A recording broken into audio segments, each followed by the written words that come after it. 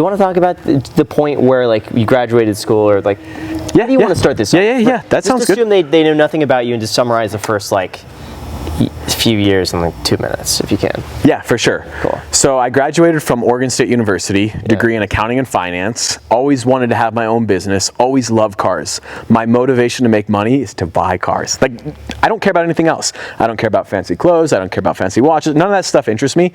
It's just cars. Graduated from college. Obviously, the economy was in the garbage can. 2011, couldn't get a job, moved back home with my parents. Nobody would hire me. I could not get a job for the life of me. So I started this business buying and selling cars, but it just wasn't working out. And so I packed up my 2002 Audi TT and I moved here to Utah. Didn't know anybody, didn't have a job, didn't have a place to live, slept in my car the first night. Next morning found an apartment, signed a 6-month lease, still didn't have a job. And then a couple weeks later, I got a job up at the Montage Deer Valley in Park City, making $17 an hour, which at the time was, you know, when you graduate from college, you're like, oh, I'm going to get out of college. I'm going to make $60,000, $70,000 a year. So it was a super humbling experience making $17 an hour. But it was the best thing for me. Worked there for a year or so. And during that time, I actually started my YouTube channel. So I was a car spotter, which meant I just go out and take photos of cars. It sounds so dumb, and it was dumb, but I would just like catalog the cars that I would see. And I was doing that on the side, started the YouTube channel. And then one day, the guy who worked next to me, I found out that he was making more money than me. And I thought that was an injustice because I was constantly taking stuff off his workload.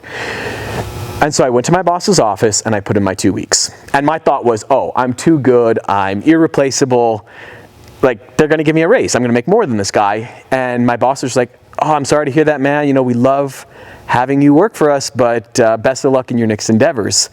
And so 2 weeks later, you know, obviously rather than backing out of it, I moved forward and I lost my job. I mean, I didn't lose it, but the other guy getting paid? It was like, so stupid, $17.40. Like, it was so minuscule. So you quit over 40 cents. It was so dumb. But like, it was weird because the dynamic was like constant. It was like, hey, can you do this for this guy? Because he can't get it done. And he's always, it was just like, I just felt like I deserved to be paid more. Yeah. So it was dumb, but I just figured he would give me a raise because I thought I was irreplaceable, which was obviously wrong. And looking back at it in retrospect, it's like, especially during that time, the economy had still not recovered.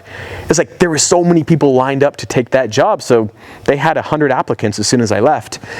And so I ended up moving back home, didn't have a job, but this YouTube dream was just like inside of me. And when I say move back home, back to Oregon, that's where I grew up. Okay. And so I decided that I was going to pursue YouTube full time. That was my plan. I had, I want to say 200 subscribers. Like, we're talking nothing. And I was making hardly anything, but I've always been analytical. And so I was studying other channels, seeing the views that I were getting, you know, seeing how much I'm making. And so I decided to live in my Audi TT in Beverly Hills, California, and I would car spot. And the reason for Beverly Hills, obviously, there's so many cars, there's supercars left and right. I could go there and film cars, and that's what I did. What year was that? This would have been, oh shoot, I should have done some, 2013, 2014. Okay. So yeah, it was November, I remember. And so I started doing that. I drove the car down to California. It's a 2002 Audi TT. Like, this is not the red one. Yeah, exactly. Yep. The red one, 150,000 miles on it. You know, it's just like a little 2-door 2+2 coupe. Not a lot of space. And so I drove to Beverly Hills and I would car spot all day. And so that would involve me parking the car somewhere where there's free parking, walking maybe, you know, a mile to Beverly Hills. And I would just stand there on Rodeo Drive for 8-12 hours a day, walking around, just hoping to see cool cars. And the bread and butter was on the weekends. You'd see a lot more. And then every evening I would go to McDonald's. I would park outside McDonald's. I'd edit my videos, use their free Wi-Fi, post the video. And then I would find a different residential street every single night to sleep in the car. Because I didn't, you know, I wanted to be in a different location, because if I was outside the same house every single day, somebody would you know, get upset. Did you get caught sleeping in the car? Because that's a tiny car. It is, it is. Tinted? Windows were not tinted. I couldn't afford window tint. So it's weird. When I was in Beverly Hills, I never had anybody wake me up in the middle of the night.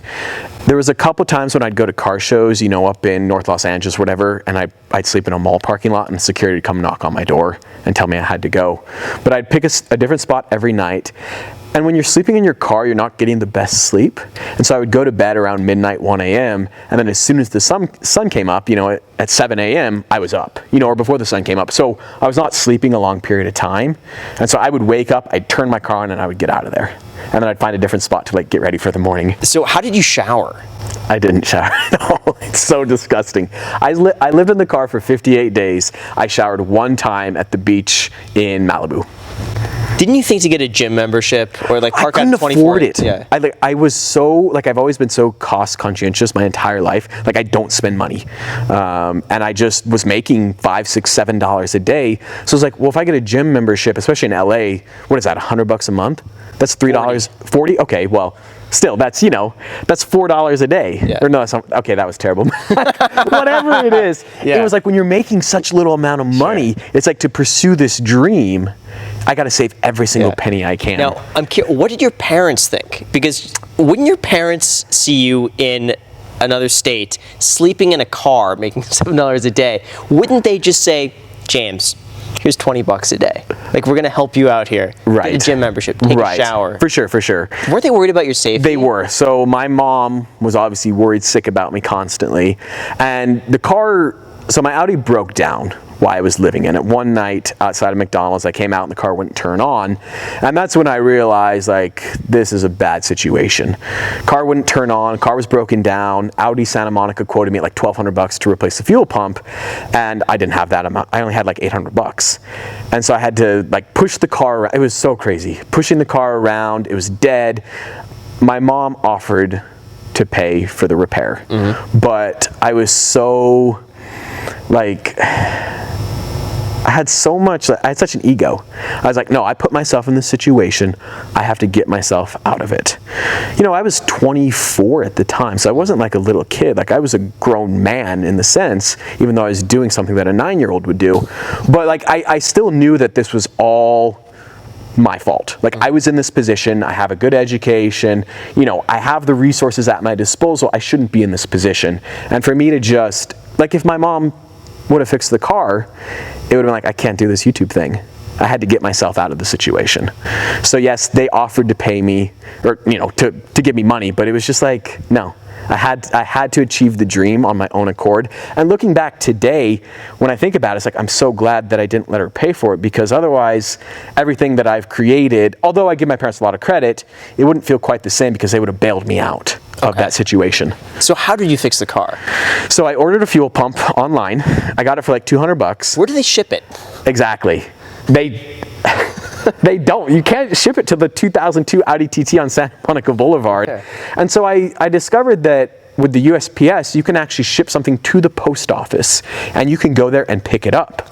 And so I did the Beverly Hills post office on Cannon Drive or whatever. And the problem, though, is that USPS didn't ship the package. UPS did. And so the package got lost in transit. And so eventually, after 8 or 9 days, so the car's dead this entire time. I can't move the car. Eventually, I was able to call UPS, and they got the package and they held it at the UPS LA downtown depot. So I had to take this 3-hour bus ride to get there because, I'm an Oregon kid in Los Angeles. I don't know how to use the bus system. So I picked the bus that would be just the one, so I didn't have to change buses. And so it ended up being this long roundabout way to downtown LA. But I got this fuel pump, got back to the Audi, and then the next morning, I was like a surgeon. And I'm not great at working on cars, but I'm average. But during that, 8-day, 9-day window, I'd been studying online how to change it. I've been getting the parts that I needed, the tools that I needed to change the fuel pump. And I changed it in I don't know, maybe an hour and a half. How was an hour and a half in a fuel pump $1,200 at Audi Santa Monica? Exactly, right? I don't know. So you're saying this is really how much did the total repair cost you? $220 maybe? Wow. Yeah. Okay. Yeah, $220. Jeez. And where was the car parked the entire time? So there's a McDonald's on Santa Monica Boulevard, and if you, it's hard to describe. Century City? No, it was right next to the McDonald's basically. Okay. It was a block away. I can visualize the exact corner the car was parked at. Yeah. It wasn't it wasn't parked in front of a crazy Beverly Hills mansion, but the house I was parked in front of was probably I don't know, $1 million, $2 million. Maybe. I mean, Beverly Hills, everything's a million or two, right? Yeah. Yeah, I can remember the exact street corner. Okay. But man, when that car started up, I have never felt such like euphoria in my entire life. Because I was like down and out. It's one thing to live in your car and be able to like drive around and have like some freedom. But as soon as that car died and I was like attached to it, just like feeling helpless and not having the amount of money, you know, to get it fixed at the Audi dealer, and just like not knowing anybody, not knowing what to do. It's funny because I had some friends in California, but I was so embarrassed by my situation that none of my friends knew that I was living in my car because I just felt like such a loser. You know, I didn't want to tell them, like my car spotting buddies would be in Beverly Hills walking around all day.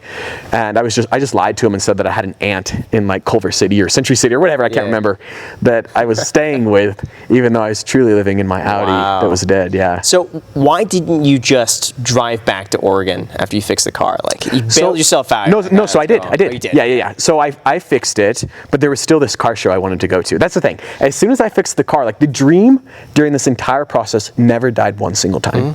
I went to this car show and then I drove the car back home. And it was kind of nerve-wracking because from Los Angeles to Bend, Oregon, where my family lives, I don't know, it's like an 800-mile drive on this fuel pump that I just changed on the side of the road by myself with, you know, I'm not a mechanic. And luckily the car did make it. I think I got home Thanksgiving morning. So I just made it in time for Thanksgiving. And then I ended up living at home for, I think, another 6 months or so. I got a job as a night auditor at a hotel making $14 an hour. So I went from $17 an hour to living in my car for 2 months to then $14 an hour. So I was really moving up in the world. And this job was a graveyard shift. So it was 11 p.m. to 7 a.m. And I didn't have any friends. I worked alone at this hotel in the middle of nowhere. Had to wear this silly outfit with a tie and a sweater and big clown shoes, and you know, I had no social life. But what's crazy is this entire time I was still pursuing the YouTube dream. Like I never wavered one single time. From the moment I had 200 subscribers till now, it never wavered. And I remember when I was working at that hotel, you know, I had a couple of vacation days, and when I got the job, I had this trip down to Florida for the Gumball 3000 that I'd planned, and you know, I flew down to Miami, slept in my rental car, couldn't afford hotels. So I was still doing this, like, you know, bootstrapping the business as best I could. And then I finally got my big break. It all happened in 1 week, and it's the craziest thing. So there's an event in Sun Valley, Idaho called the Sun Valley Tour de Force. And it's a top speed event where they shut down the state highway and cars can test their top speeds. And what's crazy is it's a Bugatti North America event. So Bugatti had a couple of their cars sent there, a bunch of their customers, they had a whole support staff sent there, and I went there to film just as a bystander. And I filmed 6 Bugatti Veyrons, like testing their top speed. What's crazy is that one of those Bugatti Veyrons is this car right here. Really? It's the exact same car. Wow. And that weekend I filmed a video called Bugatti Veyron Super Sport hits 246 miles an hour. And it was on the front cover of yahoo.com. I had probably 2,500 subscribers. The video got just over 1 million views in 24 hours. And I think I made like $5,000 or $6,000. Wow. Like, this is back when I was making $14 an hour. Like, that money, like, changed my life. Like, that was what I would make in like 2 or 3 months. And so I filmed that video, and then I filmed a couple other videos that weekend that also did just like huge views. And that was when I realized that I was right. Because at that point I was like, well, imagine if I could get 1 million views every single day. What if every single video get 1 million views? Like, I'm onto something. Like, this is it. Now, obviously that's, you know, easier said than done, but I'd done it one day. Why can't I do it 364 more days? And so then that same weekend, I wanted to move back here to Utah. And so I had a job interview for a job cost accountant job up in Park City. Had the interview that following Monday. So I filmed a viral video on Saturday, and then I had the job interview Monday, and that's where I met a guy named Nick. Nick hired me. He should not have hired me. Like, this guy should not have hired me. I was not qualified. I didn't deserve the job. I was late to my interview because I missed an exit. Like, I didn't deserve the job, but he gave it to me.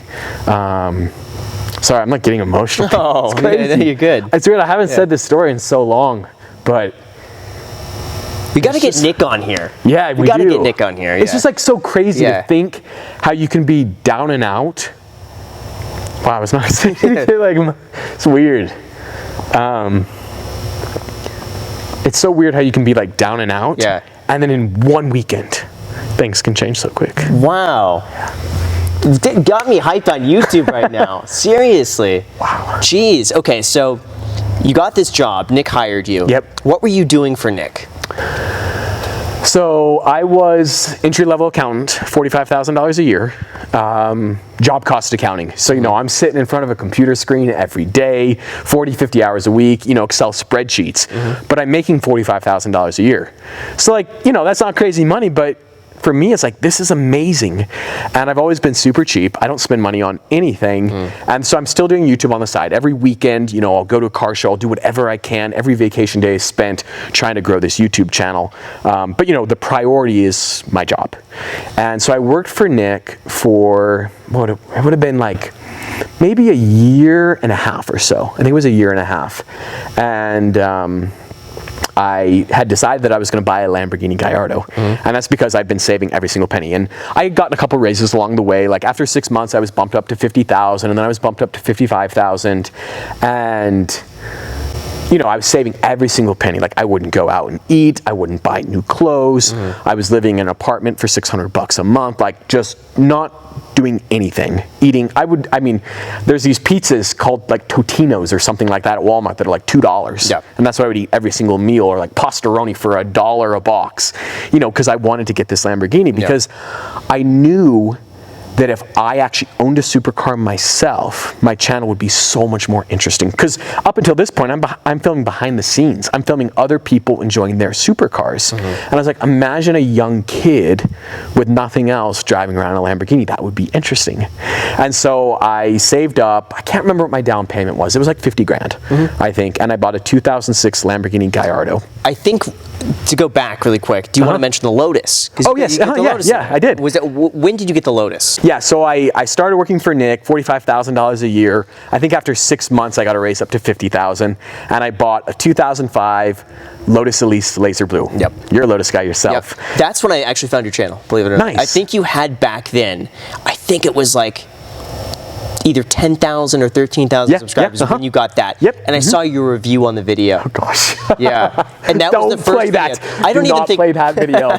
I even think I subscribed back then, but I remember seeing you and be like, oh wow, there's someone else with a Lotus. Right, Yeah. That was my first vlog style video, was a review of my 2005 Lotus Elise. That was the one I found. Yep, that was it. Yeah, that kind of, because I knew I had to get on camera. Because up until that point I was filming behind the camera the whole time, and I watched other YouTubers and I studied their success.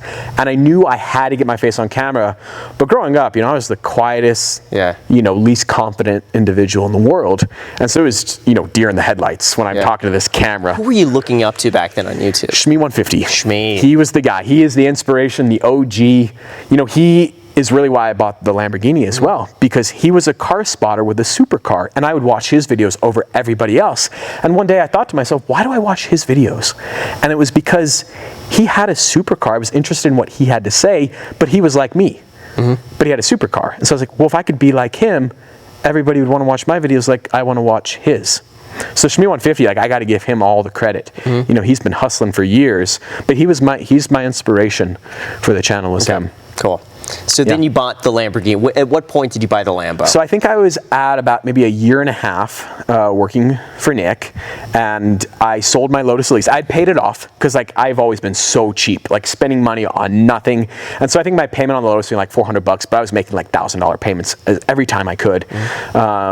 I sold my Lotus. I actually sold it for $5,000 profit. Nice. Which was awesome. And then my YouTube revenue was also starting to kick in a little bit. How much I was making. were you making? Well, I had the one viral video. Yep. And then a couple months later, I had another viral video at SEMA where a Jeep rear-ended a Ferrari. Oh, I saw that. Yeah. That was the crazy kit. It was a Liberty Walk. It was a Liberty Walk, yeah. So right place, right time. That video, did 800,000 views overnight. There was a couple other viral videos here and there. So, I was making some money on YouTube as well, and I wasn't spending anything. Nothing at all. And I bought my 2006 Lamborghini Gallardo September 26, 2015. So how much you put down on that? I can't remember the exact amount. I think it was around 60,000, which I paid 110,000 for it. So I did quite a bit more than the 20%, but I wanted my payment to be, not crazy, because I think I was making $55,000 at the time. So I don't want my payment to be crazy. Put a bunch down, got the car, and almost instantaneously I was right. the channel just took off. What did your boss think of this? Now, isn't he concerned that like he's hiring you as an employee, you're doing good work for him, but then you're making all this money on the side buying a Lamborghini, parking that up front? What did that do? So I became friends with Nick instantly. We instantly connected. It was, you know, he was my supervisor, but we were friends immediately. We'd go to Utah Jazz games all the time. He has a passion for cars. So, I mean, immediately there was that connection. We were friends. We were hanging out. Not all the time, but like we were good buddies. And I approached him quite a while before I bought the Lamborghini, you know, saying that I was going to buy a Lamborghini Gallardo. And he knew I was crazy. You know, he knew I had the YouTube channel, and he supported it 100%. Yeah. Once I bought the car, I drove the car back from California, and before I got home, I actually stopped at the office to show everybody, because it was a small little office, really tight-knit group. We were all friends. Like, everybody was awesome. Everybody knew that I had this love and passion for cars and knew that I was obsessed with it. And so I truly believe there was no jealousy whatsoever between anybody. You know, a lot of the ladies that worked in the office, I think, saw me as almost a son. Mm-hmm. And then Nick was almost like a bigger brother or older brother. And that being said, after that first day, I rarely took the car to the office, mm-hmm. maybe like 2 or 3 times, because it wasn't the right look. I was storing the car at a warehouse too, and you know, early mornings going and picking it up didn't make sense. Yeah. And so I rarely took it to the office. But it was funny because, you know, I'm working in the accounting department. We would have auditors come once a year. And the auditors, I remember one of the junior auditors asked the main auditor, you know, at the end of the review, she was asking a question, do any of you guys see any concerns that maybe we should look into? And one of the junior auditors was like, so the entry-level job cost accountant has a Lamborghini, should that be of concern? Wow. Because think about it, I mean, like, a lot of people see a Lamborghini and like, that's a $400,000 car. Mine was an entry-level Gallardo, 110, still a ton of money. Right. Making $55,000 a year, and the auditors see how much I'm making. So there was kind of like a red flag there, but then they quickly realized it was nothing to be of concern. Yeah, just a silly kid spending all of his money on a car. Exactly. And so let's see. Okay, so I had the Gallardo. I started filming every single weekend I could, because I'm, you know, working Monday through Friday. But then early November, I filmed the video titled "Lamborghini at Age 26. This is what I do for a living." Yep. And I filmed that video. And I think it was like a Thursday. I posted on like a Friday, whatever it was. And then that weekend I went canyoneering down in southern Utah. And we were out of cell service. And I remember on the drive home, we got cell service back. And my phone just started going off like crazy. And the video had started going like viral. Yep, I saw that video. Yeah, I think today it has maybe 4.5, 5 million views. Yeah. But most of those 4 million views were in that first 3 months. And I had 28,000 subscribers or so around the time that video was posted. And at that point, I hadn't turned off email notifications for subscribers or comments. Wow. And so I just had thousands and thousands and thousands of comments. But what was crazy about it is that I started looking at the comments and the amount of hate. Yep. Because up until this point, I hadn't experienced the hate, and it all happened all at once. And it was like, I was sensitive, you know, because I hadn't experienced it. Oh, just, you know, people making fun of, I don't know, my outfit and the way I talk and the way I look, and, you know, saying I'm lying, that I didn't buy the car, it's mommy and daddy's money, you know, just the normal stuff. But at that point, you know, I hadn't never experienced it. But you know, for all that hate, the video got so many views, and I think I made like $20,000 or something like that. So it's a half of your down payment. Exactly. I mean, so at this point, you know, the Lamborghini payment, I don't know what it was, like $1,000 a month. I think I took all of that money and I just put it right on the car almost immediately. And it didn't pay it off, but it got me like, you know, it obviously helped a ton. And then when you get a viral video, the trickle-down effect is amazing, because all your other videos start getting huge views as well. And that's when it kind of sealed the deal. I knew YouTube was my future. Yeah. But I knew that I had to do it the smart way, the right way, because of what happened in the past. I was like, I can't mess this up again. Like, if I do this, a lot more is riding on it, because I have a car payment on a Lamborghini. Like, I gotta make this work. So I knew that I had to continue working for Nick for a while. And around February of that next year, you know, I work in the accounting department. I can tell that maybe the company's not doing as well as we were hoping. And people started quitting and they weren't being replaced, and I was taking on more responsibilities. And Nick and I had such a good friendship. Like, I could walk into his office and be like, what's going on? And so I knew that the company was in a financial wreck, you know. April 1st, 2016, I think it would have been, Nick walked into my office, closed the door, and I think my first words were like, wait, is today the day? Like, because I knew it was going to happen. It was a Friday, the first day of the month. Like, I remember the day before. But it's I also even asked April him. 1st. It's April 1st. That's a great day to pull a prank. It is a great day. It is a great day to pull a prank. But you know how, like, you just know, you know, the writing's on the wall. And sure enough, the company was going under, and I was in the first round of layoffs. And what's funny is I filmed a video that day, and randomly I had taken the Lamborghini to work. Like, I never did, but randomly that day I did. And so I knew that I had to film a video showing this experience. And it's funny because at that point Nick wasn't on the channel, but Nick actually filmed me like taking stuff from my office out to the Lamborghini for that video, which is really funny in retrospect. So yeah, April 1st, you know, I was out of a job. I got a small little severance package, and then it was just like, here we go, YouTube full time. Like, it just happened like that. Yep. And I knew that I was going to quit that job probably within that calendar year, but not April, maybe like, you know, October, November if things were looking on the up and up. But April 1st was like, well, here we go. This is the moment. And I just started filming like crazy every single day, you know. What about growing up? What made you be so frugal? So my parents, you know, my dad is a CPA. My mom's a teacher. We grew up with very humble beginnings. I have 3 older brothers, born in Newport, Oregon.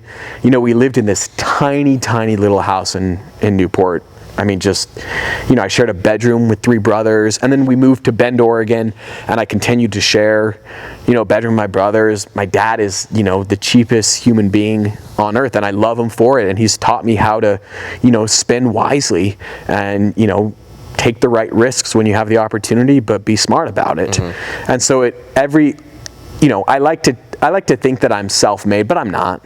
You know, my parents didn't really help me. They helped me financially. Like, you know, I had a good childhood, you know, but they taught me how to work. My work ethic comes from them.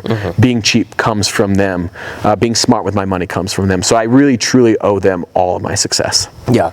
So then when you quit your job, so when you were let go from your job, how much were you working on YouTube? Like, how did you treat this like a job? How many hours a day were you working? Oh, I mean, I think since April 1st, 2016, I have been working at YouTube, you know, 7 days a week, 350 days a year. It's a lifestyle for me. It's every day. I'm constantly working at it. I'm a one-man operation to this day. I edit all my own videos, film all my own videos, do all the sponsorship contracts, everything. I do everything on my own. And it's been that way since day Do you one. feel like that holds you back, or do you feel Yes like and that no. makes it better? Yes and no. I think that on YouTube, it's all about having that connection with your audience.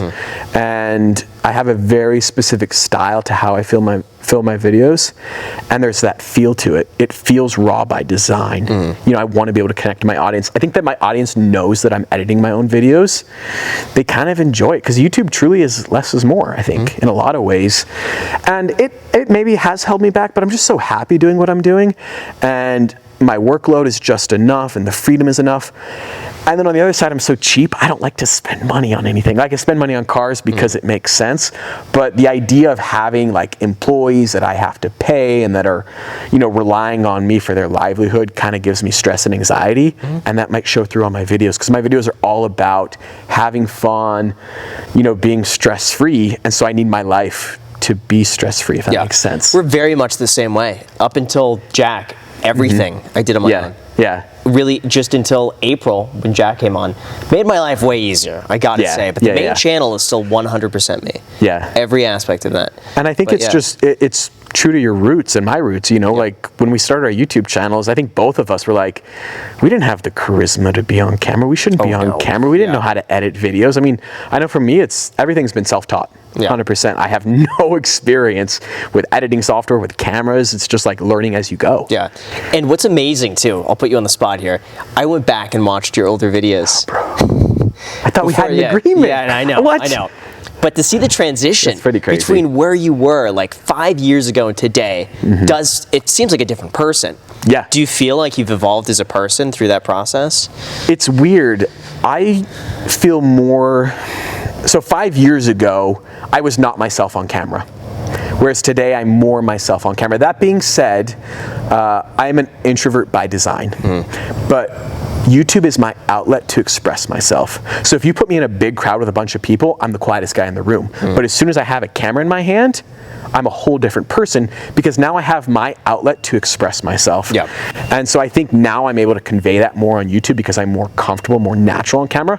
Whereas 4 or 5 years ago, I didn't know what I was doing. You know, like I just didn't know how to film videos. You're talking to a camera, so you're not talking to a real person. Whereas now I'm able to talk to a camera and make it feel like I'm truly talking to somebody. I have the exact opposite problem right now. I've talked to a camera so often that it's easier for me to talk to a camera than a person. Now I talk to people and I'm like, it's weird. We're like, where's my? I can't see myself. Right. It's strange. How do I look? Yeah. Am I in frame? Right. But yeah.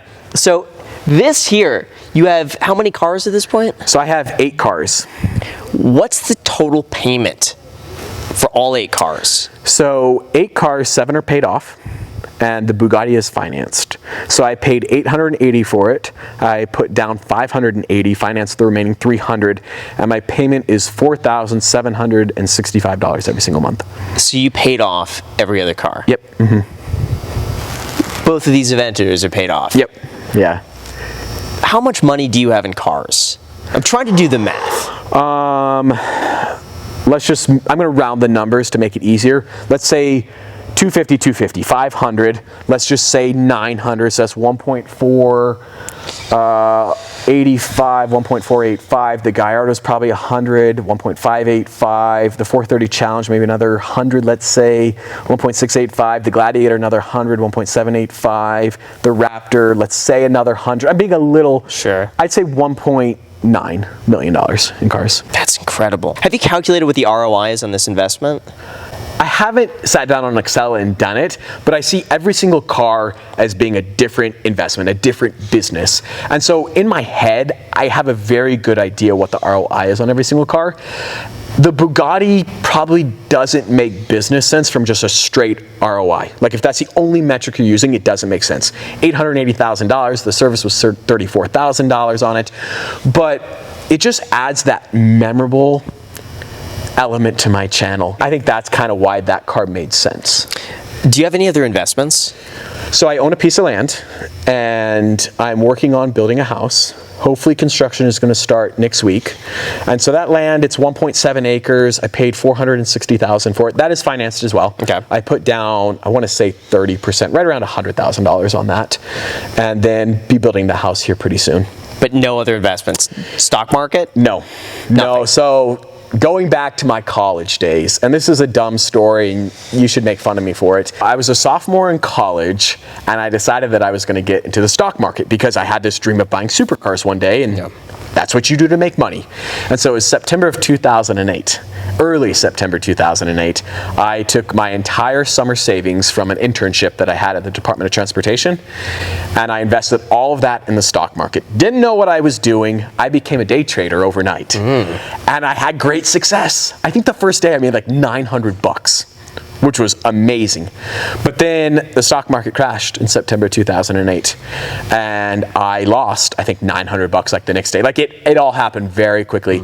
And before I knew it, my entire summer savings was gone. I think I invested in General Motors, and they had filed for bankruptcy. I can't remember exactly, but I lost everything. And it was at that moment that I decided that I wanted to invest in stuff that I had more control of. You know, where it's me making the decisions. I go buy a car that I've decided is a good deal and I flip it and I make profit versus just putting money in this illusionary like company that hopefully is going to be run great that might go up in value. Now looking back, I realized that there's more to it than just that, but that was like my mindset because I'd lost my entire summer savings. And so I haven't invested in the stock market since. Are you going to? Can I convince you to start doing that? You see, this moment in time, I just haven't I'm so one-track minded on my YouTube channel. Yeah. You know, I get excited about the growth, about the channel growing. I want to buy a Nissan GTR, whereas putting money in the stock market, just like, I need to do it. You're absolutely right. I just haven't. Okay. You'll need to at some point. Absolutely, absolutely. This, I agree with you. I think this makes more sense right now from an ROI standpoint, Right, but I think yep. long term, can you do this forever? Right. Do you eventually want to scale back? And that's where I think other investments come in. Absolutely, I 100% agree. How many income sources would you say you have now? So I have, well, I mean, it's all focused around YouTube. Yeah. So you could say one. Now, if you break it down, you have AdSense, you have sponsored content, you have merchandise. You know, you have those three as well. Got but it. it's all YouTube focused for So sure. everything for you is on Yep. YouTube. Yeah. Can you talk about income? Do you feel comfortable talking about that? Yeah, I mean, as far as specifics, I don't know if I want to get into that per se, but just as a very rough number, in 2020, I'll make about $2 million on YouTube. I was not expecting that, man. Yeah. Wow. That's from everything. That's from merch sales, sponsored content, ad revenue. Congratulations. Thank you. Thank you. I remember we were talking like, I think it was maybe 2 years ago, and you were sharing some of your numbers back then. Right, yeah. And I was looking up to you, and I was Yeah. like, wow, we were at the Sunset G. It was just, like, no, it wasn't Sunset We were in GT. Vegas. We went Yep. to Raising Cane's. That was it.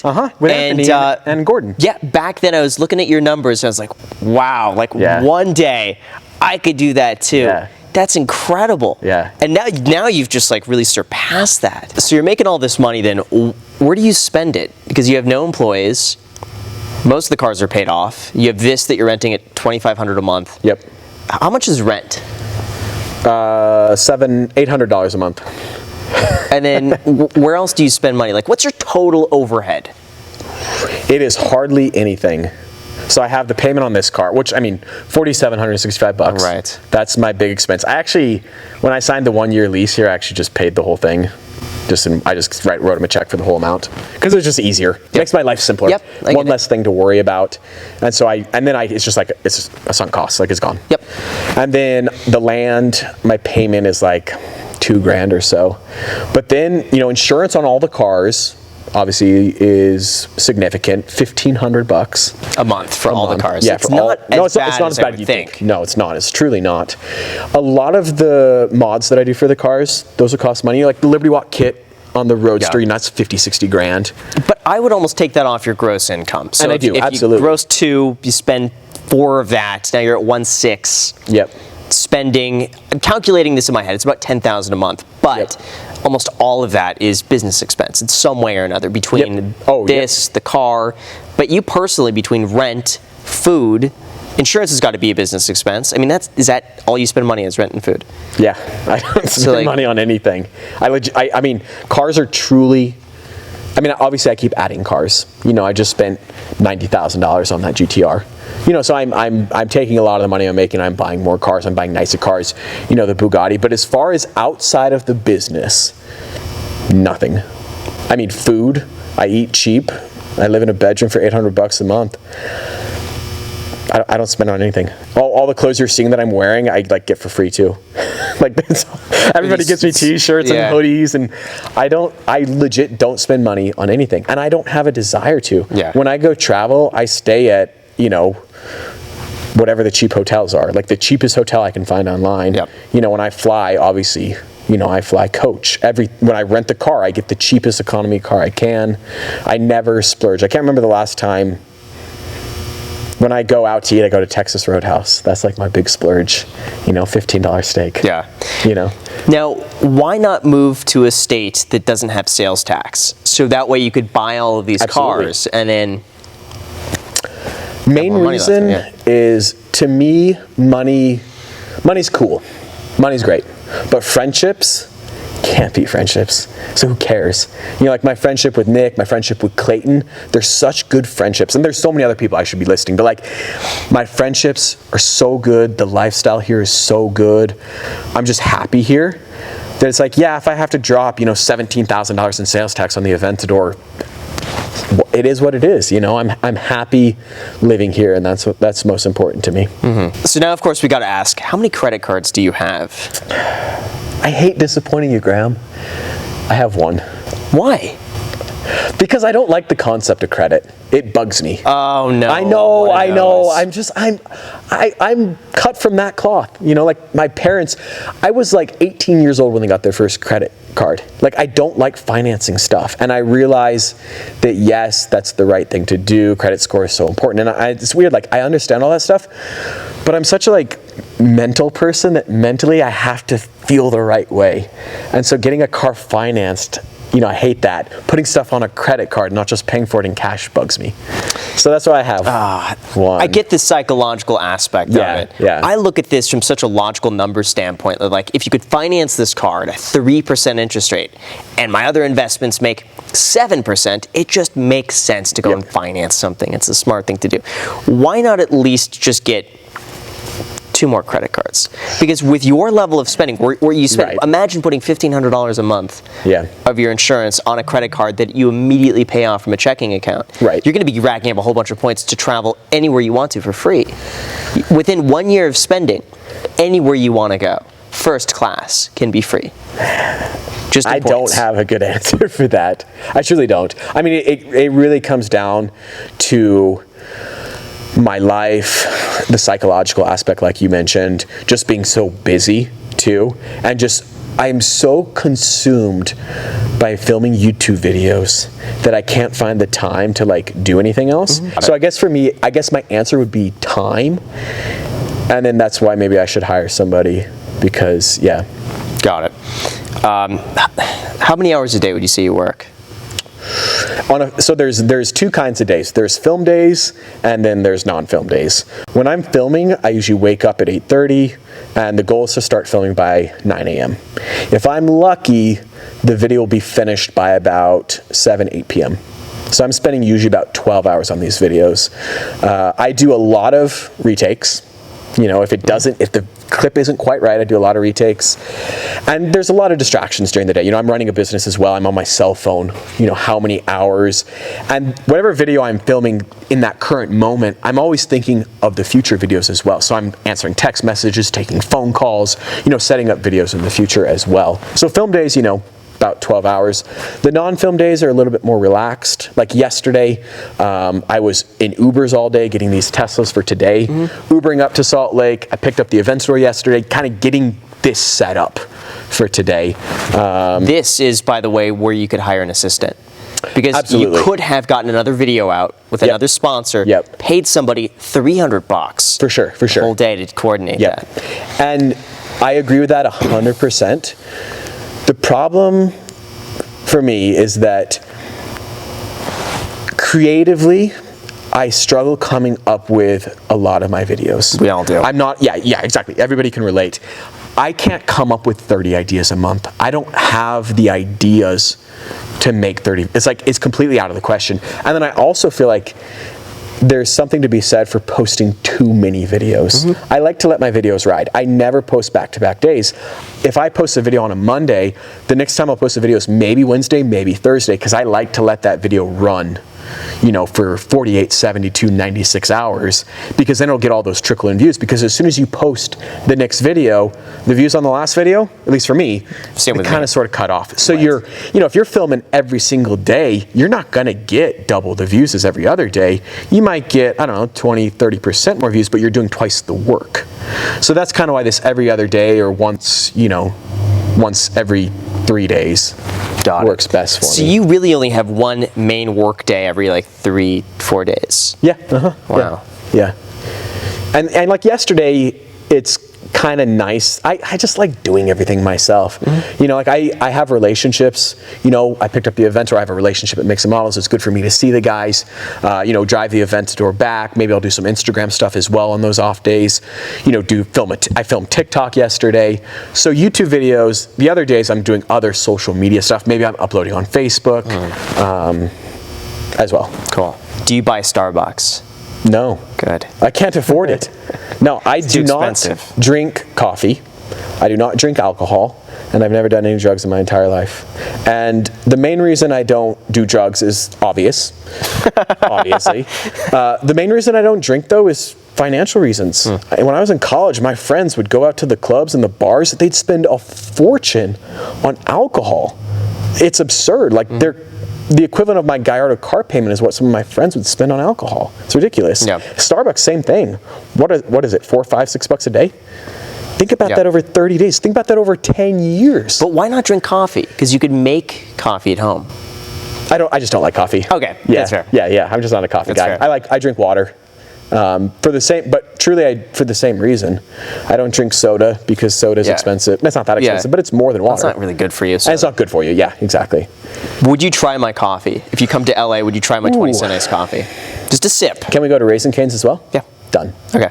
Deal. But yeah, for me, the alcohol is the same thing. I stopped drinking a few years ago because it threw me off so much. Even just 1 or 2 drinks, I would feel it the next day. Absolutely. I don't do as good of work, and it suffers. So like for me, the cost of having 1 drink is so significant for the next day. It's so much more than the financial cost. Yep. There's all the other lingering effects. That being said, I've never actually tried alcohol, so I don't actually know what those lingering effects would be, but I just feel like my family history, I should stay away from it. Is that why you've chosen to stay away? There's a lot of reasons. Financially is the main reason, though. It truly is.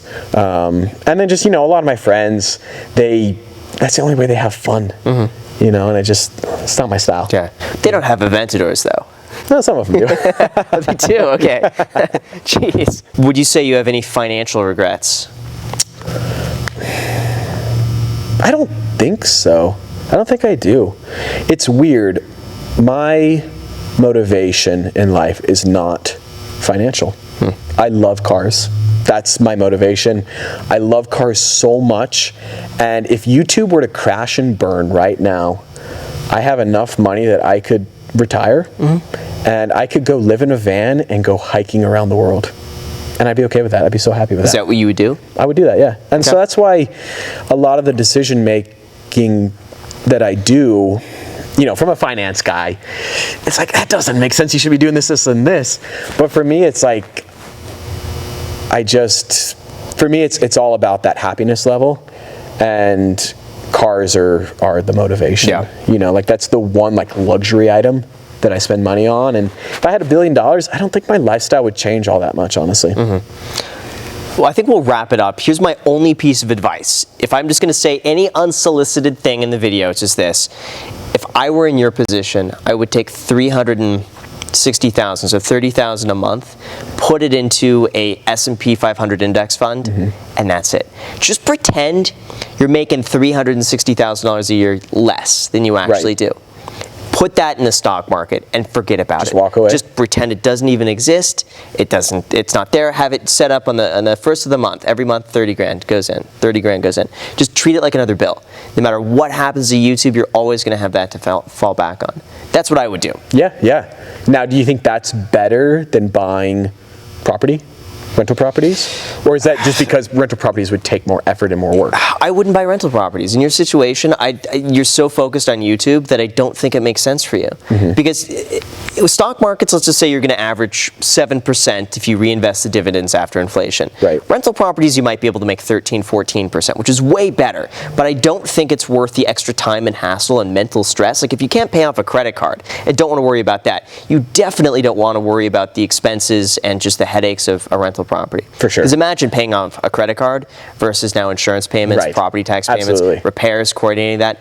Even a property manager, you still have to work on the day-to-day. All of a sudden, a tenant moves out, you have to find it. It's not worth it in your situation. But what if I filmed that and it added to my videos? If your audience wants to see it, right. I just don't know. Yeah. I don't know if that's going to advice. I think that you are 100% right. Absolutely. Are you going to do it? Yes, I'm going to do it. I'm looking at every single camera directly. Yes, sir. Yes, sir, Graham Stephan. I'm going to do it. It's good. We're doing this January 1st. So you can start off the new year fresh, 30 grand. Don't even check the prices, because otherwise what's going to happen, you're going to look at the price, you're going to see it go down as soon as you buy it, knowing that you started in 2008, it went down. Probably as soon as you invest. Just expect the market to go down. But then just throw another 30 grand, another 30 grand, another 30 grand. You're going to buy all the way down. Then when it comes back up, you'll be fine. Yeah. But no matter what happens to YouTube. How long do I hold the money in the S&P? As long as you can. Yeah. It's my retirement fund. Ideally, this is something that you're not going to have to use. Right. And then at some point in the future, you could begin spending it if you need it. But it's always going to be there. If you need to cash out, you can. But ideally, it's just going to be there. Yeah. No matter what happens to YouTube. So that's my only piece of advice. I appreciate it. Oh, and the house. Maybe we can talk about the house on the podcast. This is a good segment. How about this? If you want to hear my advice on the house that you're building, gotta go subscribe to the Iced Coffee Hour. Link down below in the description. But I will give you my thoughts on the house. I'm excited. I think it's too much, but I know, and I have maybe a reason you'll understand. Okay. Maybe, probably not though. All right. Cool. I'll leave it for that. Cool. Jack, anything else before we go? Don't think so. I thought that was good. Okay.